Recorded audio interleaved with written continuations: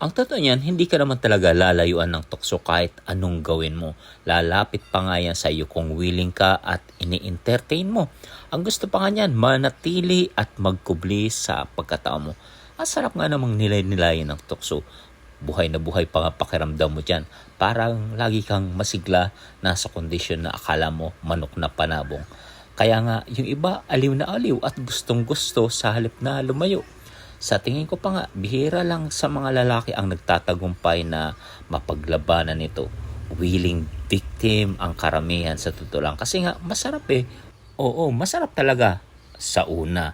Pero, ang di maikakailang bagay ay ang kahihinatnan o consequences ng mga bagay na iyong ginawa. At imposibleng wala. Yun nga gumagawa ng matuwid, pakiramdam minsan parang hinahatulan, yun pa kayang may ginagawang kasalanan. Kaya bago pa man bumulaga sa iyo ang tukso, bago pa man